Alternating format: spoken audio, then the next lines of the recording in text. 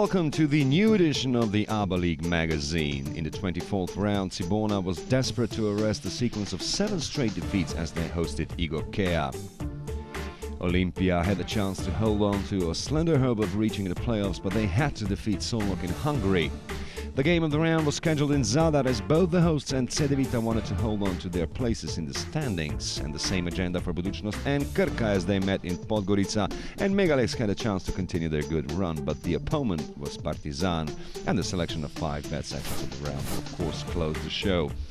MZT Skopje reinforced their ranks with the MVP of regular season in 2012, Alexander Chapin, who had last year played for Buducnost and then left in November for Caserta in Italy.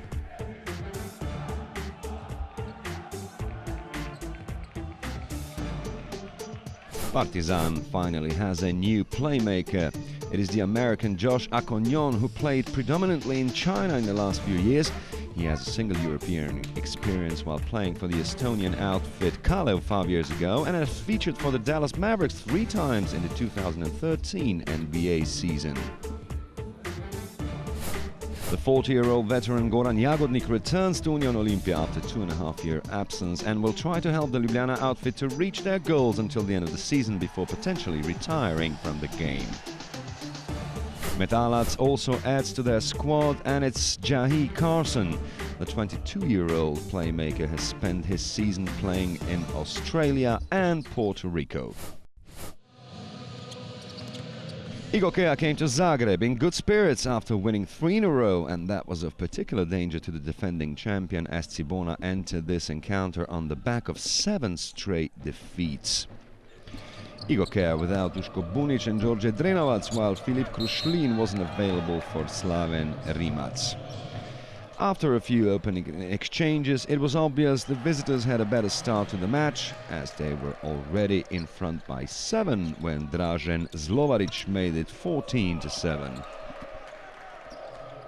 But that offensive was brief in nature as Cibona replied with a 16-2 run, and it was in front by 6 when Tomislav Gabric scored. Krka's best scorer Brady Heslip was in foul trouble relatively quickly as he picked up his 3rd in the first quarter already, but his act was quickly followed by Branko Jurovic as the veteran scored 8 in a row for Krka, who finished the first quarter in front, albeit by a single point. The 17-year-old Ivica Zubac had a fine opening to the second period as he scored 5 for Cibona, who was quickly back in the lead of 28-26.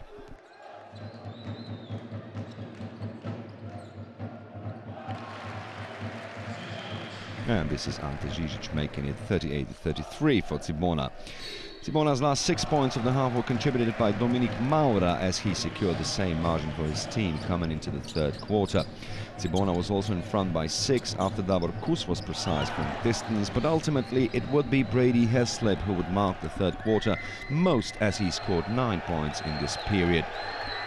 After he'd equalized the score to 59, Marko Jagodic Kuriđa scored his only points from open play to put Cibona 3 points in front. Kuriđa was also the game's best rebounder as he finished the game with as many as 13 rebounds to his name. Still, the visitors were the more concentrated team in the closing minutes of the 3rd period and were in front before entering the last 10. But soon that got bigger as Heslip opened the last quarter well, scoring 8 of his 23 in succession to match Krka's highest lead of 7. A bit later, the visitors were already 9 points to the good before Cibona reacted and closed the gap to 4 points, mainly through their captain Marin Rozic.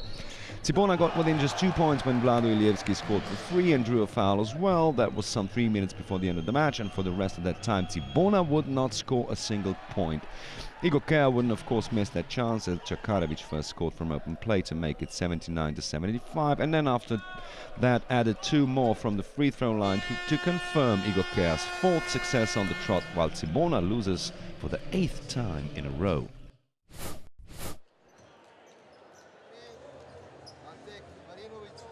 Szolnok hosted Olympia in Hungary, and of course it was an important game for both of them. Rakic was the first player to score in this match, and at the other end, Klemen Prepelic announced he would be unstoppable from distance in this game.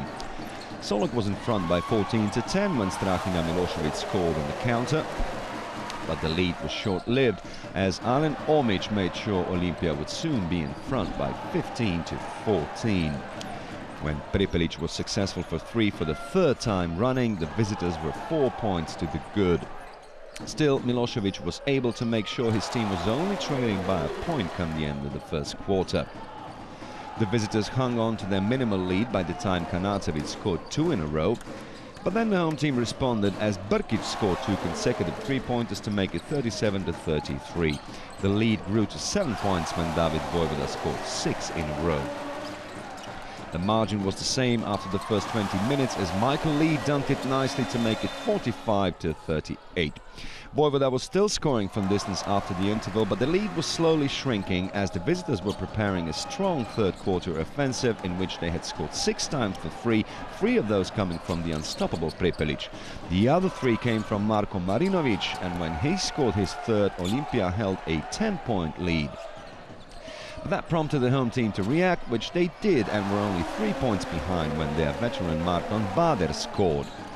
The teams were only separated by 2 points before entering the last 10 minutes of the game when Teddy Gibson made it 67-65.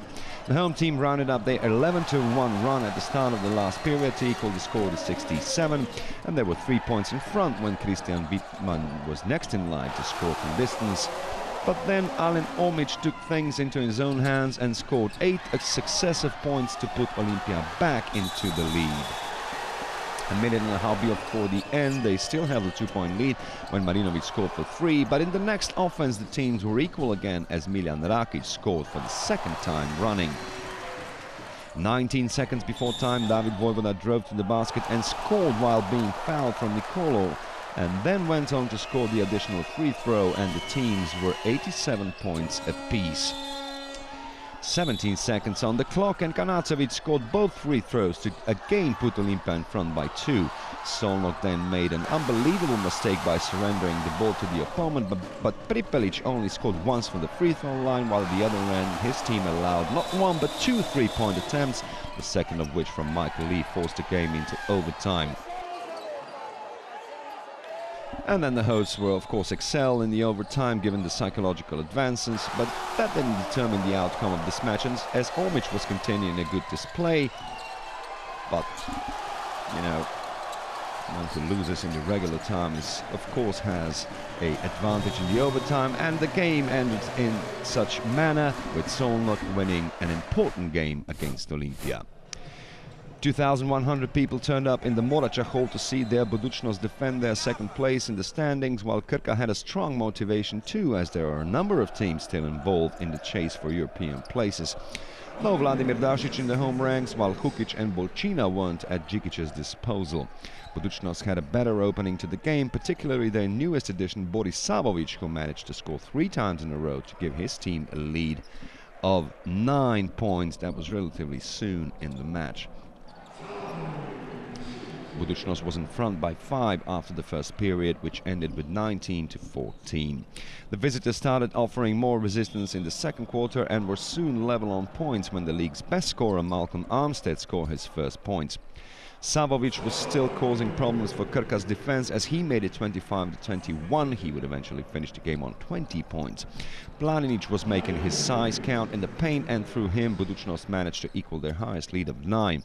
The home team was in front by 10 points for the first time when J.R. Reynolds scored his first points after coming back from injury. Krka was back to a 7-point deficit after their first successful shot from distance, courtesy of Luka Labornik. 7 points was also the margin come the end of the first half, in which Buducnost hadn't scored for 3 from all of their 13 attempts they made. But then in the 14th attempt they did, as Suacehovic made it 44-38 soon after the interval. Then it was Armstead's turn to score 4 in a row to close the gap to just 2 points. But Buducnost's reply was swift, as they scored twice for 3 to open up an 11-point lead for the first time in the game when Omar Cook made it 64-53. After Lapornik's points, which were the last in the 3rd period, the teams were separated by 9 points before entering the last 10 minutes of the match. Šehović was then again successful from distance at the beginning of the period, and Buducnost had a 14-point lead for the first time. Armstead was still going, and after 2 of his 21 altogether, Krka again reduced the deficit to 6 points. The visitors were still behind by 6 when Joksimovic scored a little over a minute remaining on the clock, and that was soon raised to 9 points as Reynolds scored for 3 at the other end. That said, Mulalic did return the favour almost immediately, and then the visitors had some hope left when J.R. Reynolds received an unsportsmanlike foul.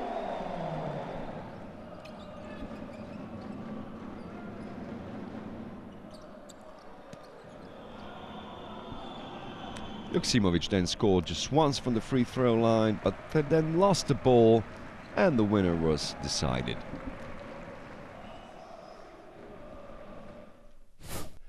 5,000 people turned up in the Krešimir Ćosić Hall to witness a Croatian derby which bore big significance for both teams, as Zadar was still in play for the European places, while Cedevita was still chasing third place before the playoffs. Zadar had defeated Cedevita in the reverse fixture, while the Vitamins claimed the cup trophy over Zadar. The two big men were the first to score in this game, Sobin for Zadar and then Miro Bilan for the guests. The younger of the Ramljak brothers, the one playing for Zadar, scored 7 points in quick succession, and the home team had a 5-point advantage. Zadar was in front by 6 come the end of the first period, as Sobin equaled their highest lead. Zadar was keeping ahead for most of the second quarter, but Cedevita did catch up with them when they managed to score for 3 from their 7th attempt, courtesy of Fran Pilepic.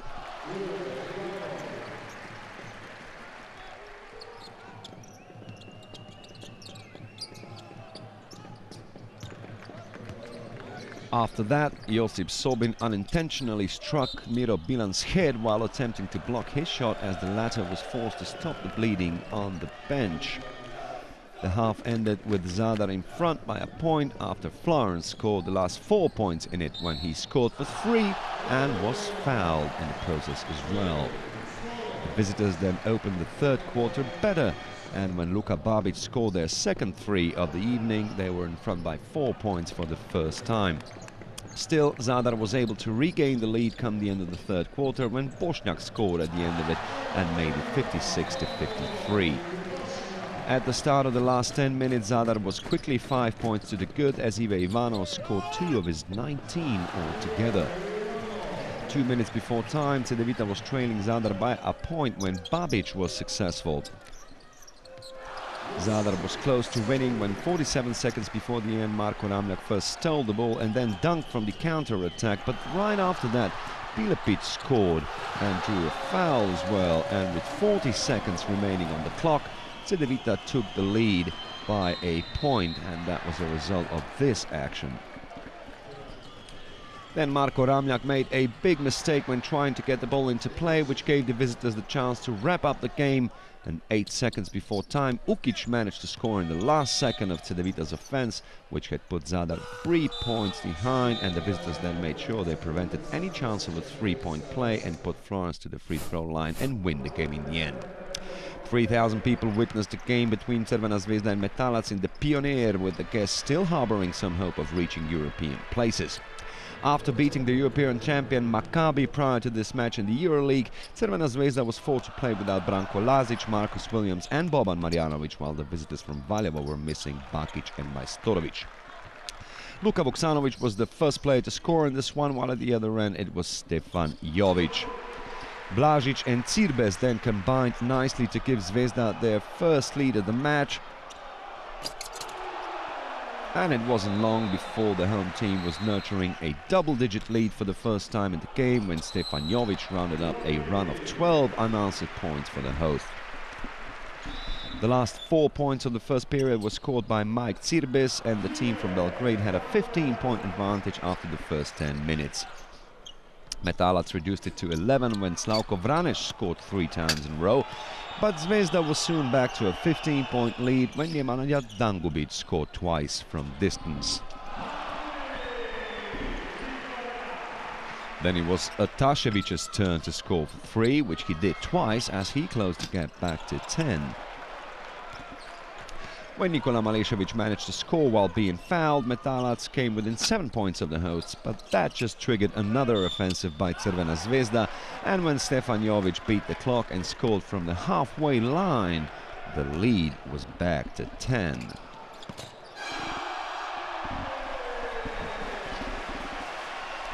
Crvena Zvezda put together a strong run towards the end of the half, and as Cirbes rounded up an 11-2 partial for them, after which the league's leaders had a 16-point advantage at the break. When Charles Jenkins scored at the beginning of the third quarter, Crvena Zvezda was 17 points to the good, but then Metalac started providing better resistance, and after 7 consecutive points, Marko Jošilo made it 52-42. But that was also short-lived, as Jaka Blažić made sure Zvezda would soon have their highest advantage of 18 points, and after 30 minutes the result was 64-48, set by Marko Ljubicic. In the last period, Crvena Zvezda reached new heights as Nikola Kalinic made sure they would be in front by 20 points for the first time in this match. Marko Jošilo then made it -18, but really there was nothing the visitors from Valjevo could do to prevent Crvena Zvezda from cruising to another victory. This game ended with 82-59, with Dangubic the last player to score on it. And despite that defeat, Metalac still has chances of reaching the European places, while Crvena Zvezda confirms their first place after the regular season. The last-placed Levski from Sofia suffered 20 straight defeats prior to taking on MZT Skopje, with their sole victory coming as early as in October last year. The Macedonians were the first one to score through Predrag Samardžijski.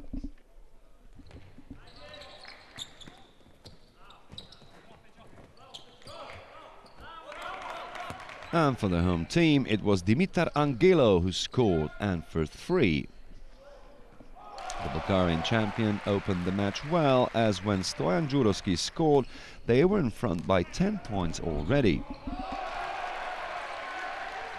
The lead was 12 points when the home captain Ivano scored, and then Stefan Sinovic set the result after the first 10 minutes of the game, when it was 20-10.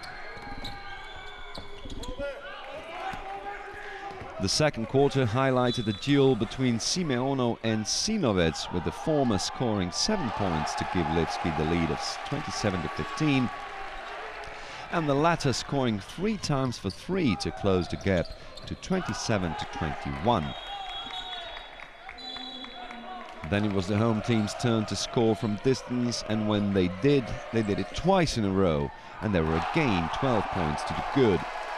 The teams were separated by 11 points after the first 20 minutes of the game. Soon after the interval, Levski had escaped to a 15-point lead when Jimmy Hunt scored for 3, and then Aleksandar Čapin scored his first 3 for his new employer. But the home team was soon 16 points in front again when Ivano continued the festivals of threes.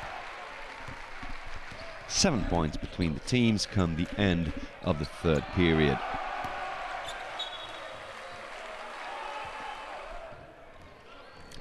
The visitors put together a real offensive at the start of the last quarter, and when Čapin scored 7 in a row, he had closed the gap to just 3 points. 2 minutes before time, the gap was just a point when Stefan Sinovic scored, and a bit later, MZT was in the lead for the first time after the first minute of the match. Jimmy Hunt equaled the score to 80 from the free throw line, and then Čapin had a chance to win it for MZT, but had missed his shot and the game went into overtime. The first 7 MZT points in overtime were contributed by Samardžijski, and for a while it looked good for the visitors, especially as Stefan Sinovic was having a game of his ABA League career, scoring 29 points in the end. But as fate would have it, he would turn out to be the tragic figure for the Macedonians, as he was first only half successful from the free throw line, and then he lost 2 more balls till the end of the match, and the winning basket came from Jimmy Hunt, while the other end, Marko Simonovski, missed his shot for 3, and Levski finally manages to win for only the second time this season. 2,500 people turned up in the Sremska Mitrovica to see their Megalegs try to stop Partizan's run of 10 straight victories and put themselves in a better shape to attack the European places. Đorđe Simeonovic was the first player to score in this game, and for the black and white, it was Saša Paulovic.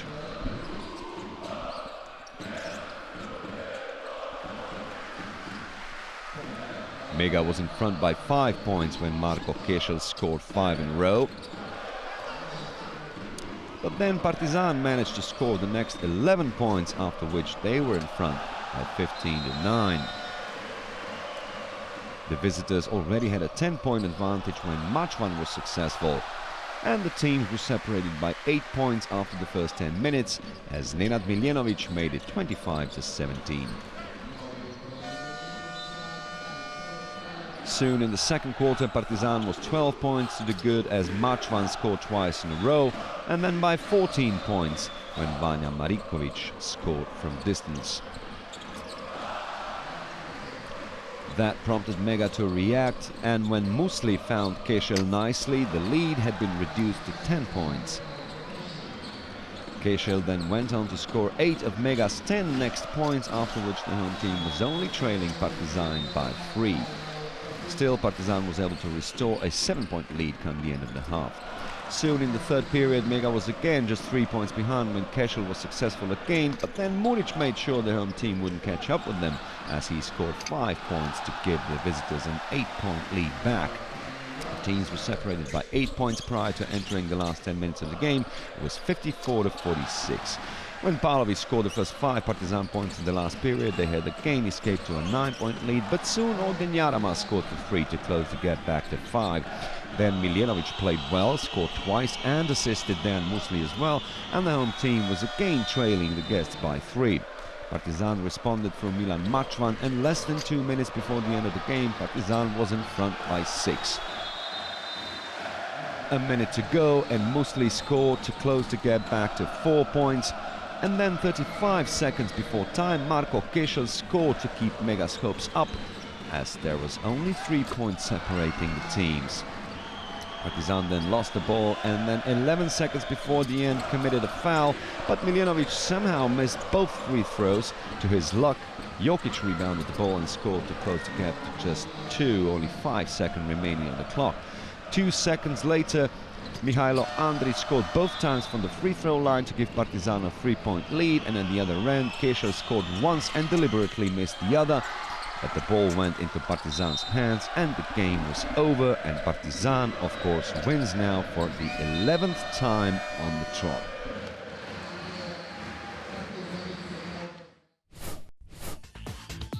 So Igor Kea gets that rare win in Zagreb. Same for Szolnok against Olympia, an important win for Buducnost against Krka, and even more so for Cedevita in Zadar. No problems for Crvena Zvezda against Metalac, while Levski gets that elusive second win of the season.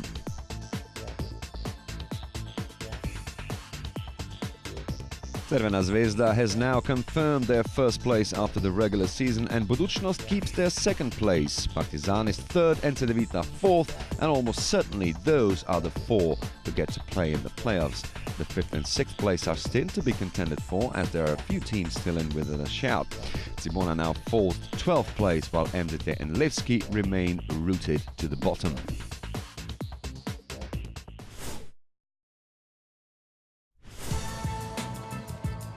Time to present our most valuable player of the round, and it is Olympia's Alen Omic, as the center reached a playing index of 40 in the game against Szolnok. He played 32 minutes in that one, scoring 29 points. He also added 10 rebounds, 1 steal and 1 block, while also throwing as many as 7 fouls.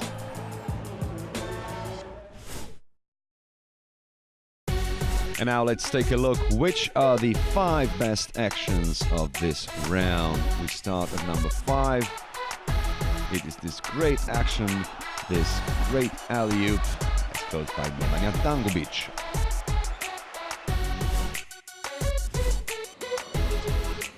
At number 4, it is this done by Marko Kešel.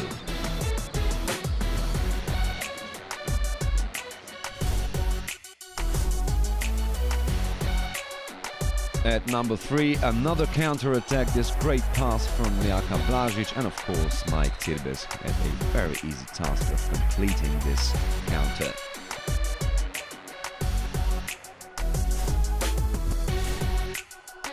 At number 2, it is this deciding three-pointer from Michael Lee, which forced the game into overtime and then ultimately to Szolnok's win.